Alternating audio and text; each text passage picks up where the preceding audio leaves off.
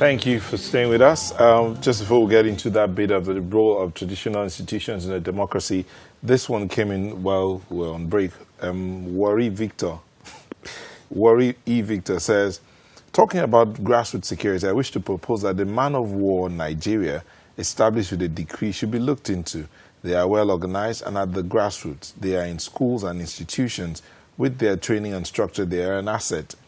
As a member of man of war, in the university, we played a very big role in the attainment of peace and security then. Man of war is an establishment of the Nigerian government. Let the government work more on them. They are a community-based system. Are they not made up of retired military men? No, man of war is like from secondary school. In fact, from primary school, you're like brought in, you're given some kind of discipline organization. It's like Boy Scout, you know. Fantastic. But then I think it was set up then. Early man of war guys were usually like paramilitary trained and then they go into the war and all of that. But they are still there, and this guy is suggesting that they look into them again as a way of building Everybody seems to have forgotten about them, so thank you for bringing them back into the picture. Okay, so let's get to look at how the traditional institutions can help. On Monday, Nigeria. Forget social media. Not Nigeria, yes. Nigeria went agog with the news that the former Emir of Kano, Muhammadu Sanusi II, had been dethroned by the state government on alleged insubordination, refusal to attend official meetings, and breach of Kano Emirate laws, and sent on exile. Shortly after the news, Alhaji Aminu Ado Bayero was appointed the new Emir of Kano, but many condemned the action of the governor and described it as illegal. But then the laws also have it that the traditional institutions are answerable, or the traditional rulers are responsible to. That's answerable to, right? I wanted to be sure I spoke that English well. To the answerable to the state government. They are appointed and their staff of office and letter of appointment is given to them by the state government. So they need to account at every point in time. But don't worry. To help us understand all of this, we have some people here who are part of the traditional institutions in different parts of the country. We have, to my far right, we have Biodun Shomi, who's a social commentator. To your far left. To my far left. Yeah, he's far. I can't touch you. But he's also the Oba-elect Aton-Ota. Thank you for joining us. It's my pleasure. Thank you. Also here is Tony Dania, a legal practitioner who is a High Chief of the South Ibie Kingdom in Edo State. Thank you for joining us. Good morning. And in our Abuja studio, we have Aliyu Lemu, a legal practitioner. I'm not sure he's a High Chief. Are you an Oba-elect or chief or something? No, I'm not an Oba-elect and I'm not a High Chief. Yet. It's good morning and happy to be on the show. Thank you, Aliyu. Okay, so let's start with you, Aliyu. The name, forgive me, but the name sounds like you're from that part of the country. Tell us how it works in the traditional institutions in the north. Well, thank you very much. I'm from the Nupe Kingdom, and traditionally, even before the advent of the colonial masters, we had well-established system of governance. The king holds court. He's responsible for ensuring peace and security in Nupe land. His subjects are answerable to him. They pay taxes. They obey the laws and public announcements issued by the emirs in the Nupe Kingdom. And so it has been for hundreds of years before the advent of colonial masters. With the advent of colonial masters, when they saw in place a system, a well-developed and well-established system like we had in the Nupe Kingdom, it was ideal, it was convenient for them to employ the indirect rule system, whereby they ruled directly through the emirs. They issued directives, proclamations, and policies to the emir, who in turn administers the territories under the colonial control on behalf of the Queen of England. This was what was prevalent in Nupe Kingdom as well as most territories in what now constitutes the northern Nigeria. And for every part of the country, I think they also had well-established systems in the Yoruba land, in the Benin Kingdom, and several other parts of Nigeria. I think that's what obtains. Okay, but Mr. Dania, he's talked about the history of the traditional institutions in different parts of the country.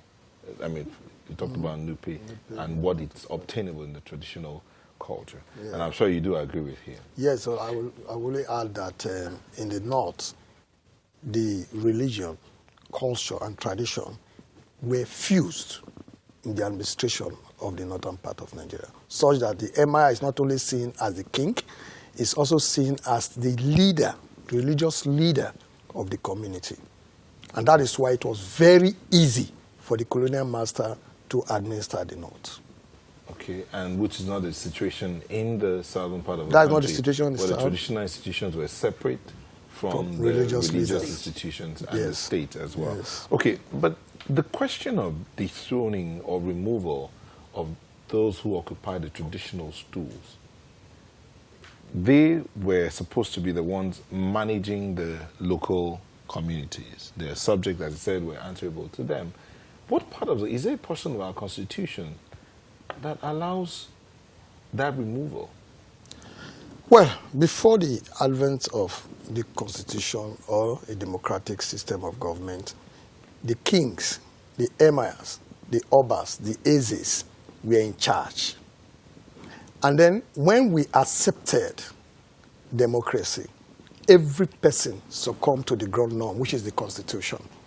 And then, of course, if you look at the case of the former emir of Kano, he did not immediately contest his dethronement, but he contested his detention. He has a right to movement. He exploited the same constitution, which was not there when the emirship was introduced. So the traditional institution, though very relevant, the history of Nigeria, and even in the current or contemporary political development of Nigeria, is subject to the executive, because it takes the governor of a state to give the staff of office to the king. And now, when Sanusi was removed, my comment first was that the first-class traditional rulers should not keep quiet. I have seen the governor of Edo State, for instance, knelt down before the Oba of Benin, himself and the deputy governor. The video was there.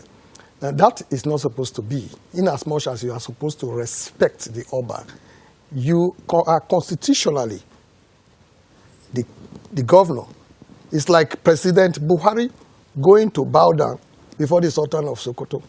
But, Mr. Daniel, you do know that the traditional apparatus, some are more powerful than others in Nigeria. That's why I say first-class traditional rulers. Like the Oba of Lagos is a first-class traditional ruler. Oba of Benin, Emir of Kano, Sultan of Sokoto.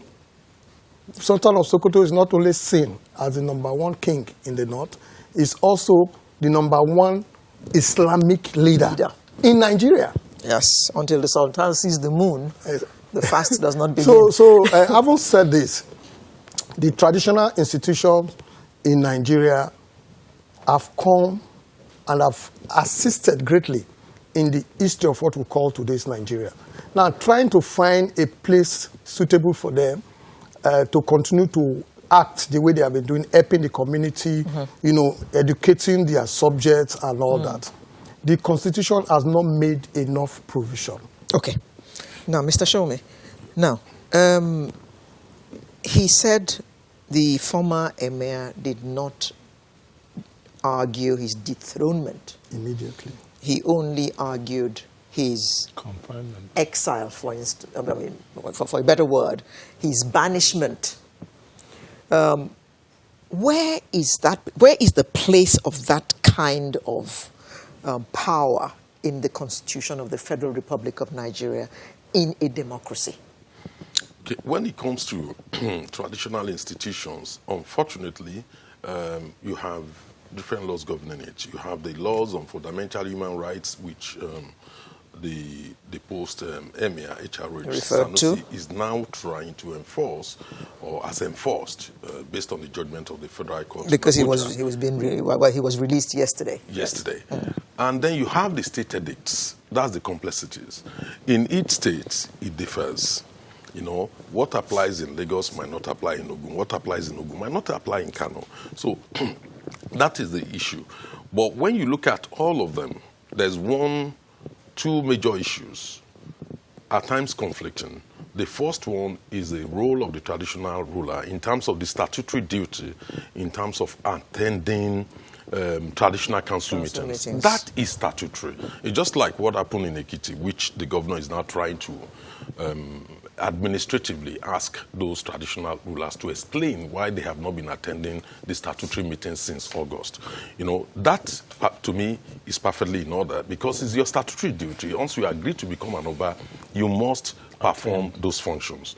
The other conflicting one is the political functions, when Obas are expected to attend political events, even when they are not relevant, you know, to their domain. Then that becomes a problem because Obas are supposed, or emirs are supposed to be neutral. You know, they are supposed to be non-partisan. Their role should be a father to all, not to get involved in partisan politics. So that is where you have the complexities. Now, how do you draw the line between government functions, which are political in nature, or government functions which are strictly administrative in nature? That is the major problem, because once an Oba attends the statutory functions, then he has to decide. It is right for the governor to invite Obas to meetings and emirs and obis to attend government functions.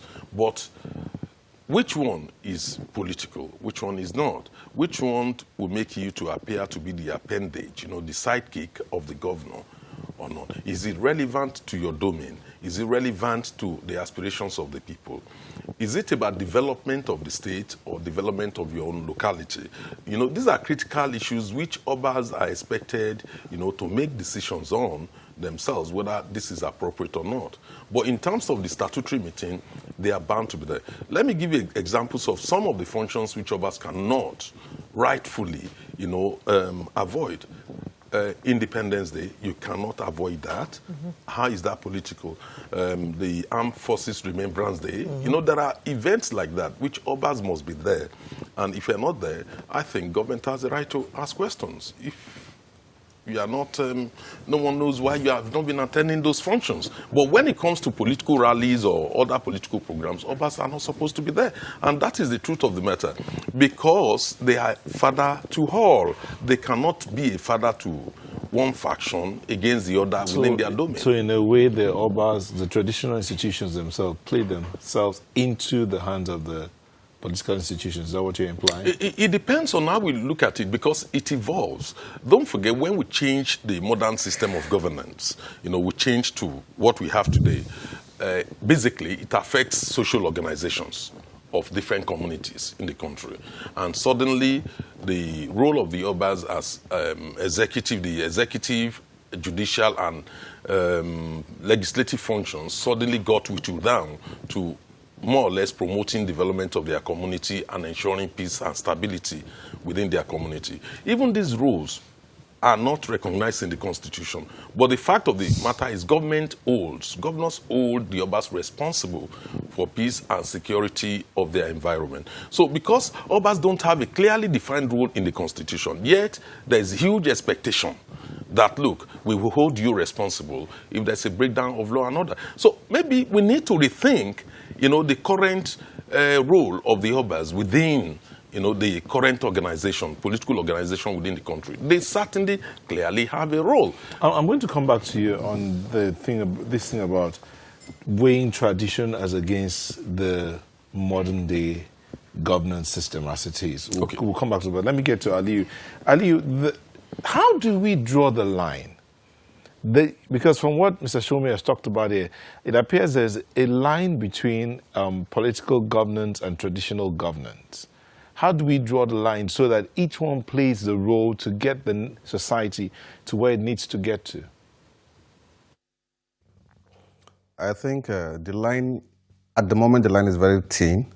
But I think the line needs to be elaborately drawn. And this can be done by providing for constitutional rules for the traditional rulers. Not only providing for them a constitutional role, I think they ought to be insulated from politics. the antecedents or the struggle between the political class and traditional class all boils down to the struggle for power.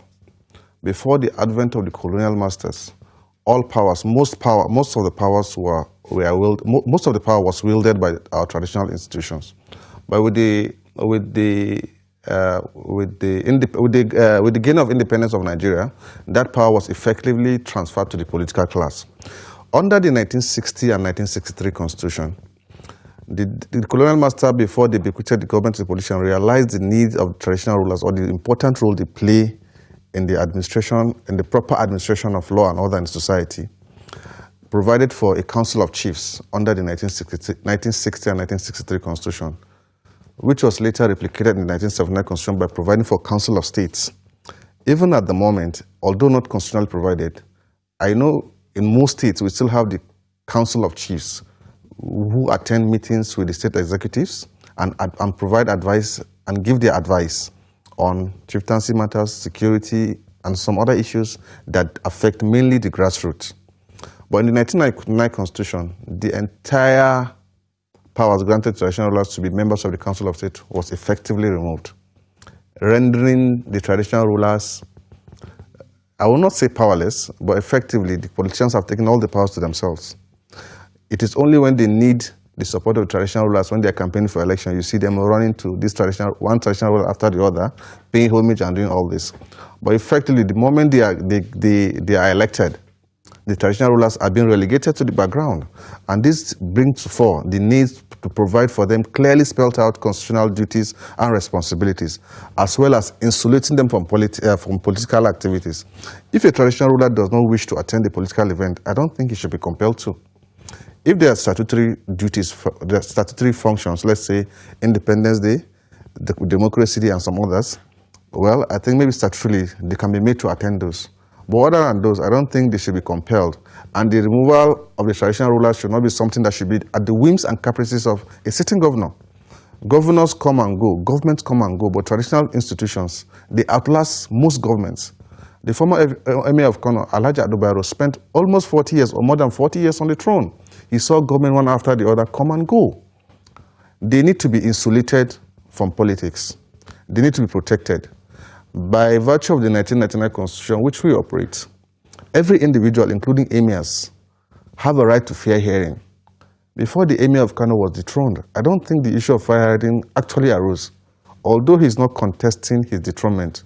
But you can see clearly, the governor just issued him a sack letter saying for insubordination and some other sundry offenses is hereby dethroned. I believe a first-class traditional ruler, and I think effectively all traditional rulers, have a right of fair hearing as granted in the Constitution before they can be removed. Okay, Ali. Mr. Shon, let me come back to you. The question I said about how do you define weigh the traditional institutions against the conventional institutions as they are? See this. So the Emir of Muri, that's in former Gongola State, was dethroned for perceived insubordination. The Emir of Sokoto, the Sultan of Sokoto, was dethroned by the military in 1996 said because he refused to live by the dictates of the rules that's under the military. So this former Emir of Kano was dethroned for insubordination as well. So how do we balance what has been known for time, the traditional institution, and the conventional institution that we seek to build? Yeah. We should not forget from where we're coming from. What you notice is that because of the prolonged military rule, we have some of the powers of the traditional rulers and their roles, subsumed, into governance, by the military. It was actually taken up by military administrators or military governors of different states. Nobody could ask questions because the country was being ruled by decree. So this went on for a long time, to the extent that by the time we have democracy in 1999, many people assumed that should be the normal situation. Hold on because there. The military... Just hold on. You pick it up from that point when we come back from this break. Please stay with us.